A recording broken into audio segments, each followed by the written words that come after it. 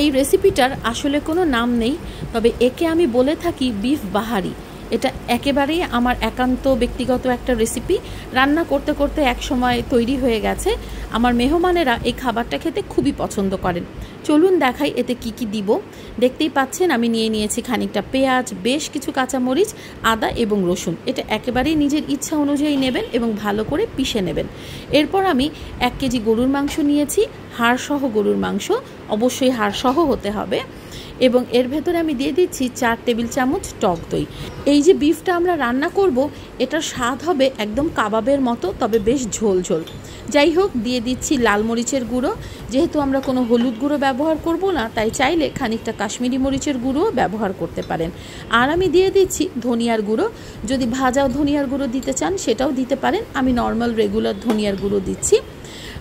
এই রান্নাটা করার জন্য মাংসটা কম করে হলেও কিন্তু 4-5 ঘন্টা মেখে রাখতে হবে। দিয়ে দিচ্ছি হচ্ছে লবণ দেওয়ার পর আমি দিয়ে দিব বেশ খানিকটা সরিষার তেল। কাবাবের ফ্লেভারটা কিন্তু সরিষার তেল না দিলে আসবে না, সরিষার তেলটা দিতেই হবে। যদিও রান্নাটা আমরা সয়াবিন তেল বা সানফ্লাওয়ার অয়েলে করতে পারি, তবে ম্যারিনেশনের সময় সরিষার তেলটা দেওয়া জরুরি।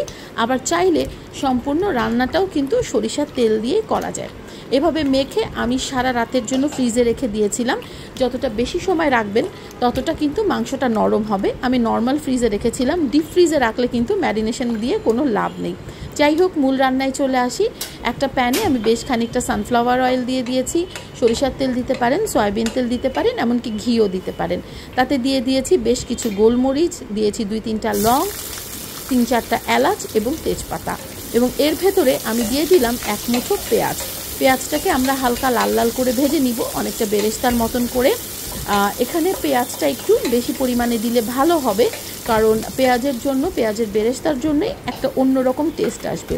পেঁয়াজটা হালকা লাল হয়ে গেলে এতে আমি দিয়ে দিচ্ছি সেই বেটে রাখা মশলাটা। 1 কেজি মাংসের জন্য আমি 4 চা চামচের বেশি, 4.5 চা চামচের মতো এই বাটা মশলাটা দিলাম। এবং এই মশলাটা দিয়ে 4-5 মিনিট খুব ভালোভাবে আমি ভেজে নিব। অবশ্যই জালটা মাঝারি রেখে তারপর ভাজতে হবে, যেন মশলাটা পুড়ে না যায়, তেতো না হয়ে যায়।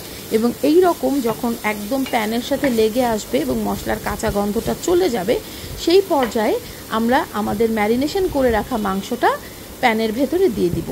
আপাতত আর কিছুই দিতে হবে না। আপাতত কাজ হচ্ছে বেশ হাই হিটে মাংসটাকে খুব ভালোভাবে কষিয়ে নেওয়া।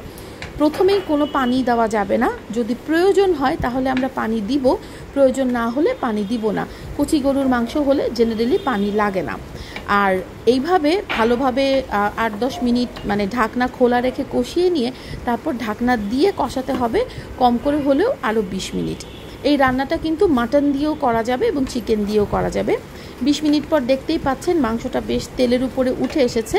এবং এই পর্যায়ে যদি মনে হয় যে পানির দরকার পড়বে, যেরকম চিকেন হলে পানি দিতে হবে না, কিন্তু মাটন বা বিফ হলে খানিকটা পানি দিতে হবে। খুব বেশি পানি দেওয়ার দরকার নেই, আন্দাজ করে একটু পানি দিয়ে দিবেন।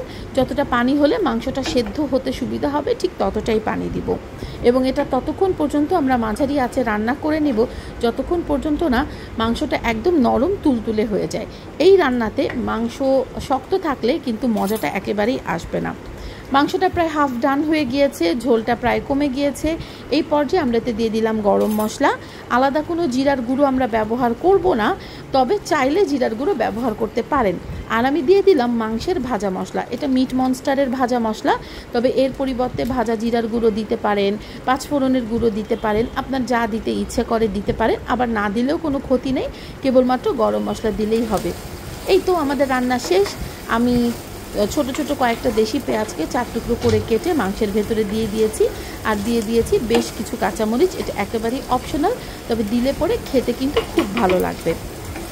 সবাই একবার বাসায় অবশ্যই রান্না করে খেয়ে দেখবেন। যদি স্বাদ ভালো না লাগে তাহলে না হয় আমাকে এসে বলবেন, রুমানা আপু আপনার রেসিপি একেবারে পচা ছিল। এটা একদম কাবাবের মতো স্বাদ হবে খেতে, আর যে কোনো কিছুর সাথে দারুণ মানিয়ে যাবে।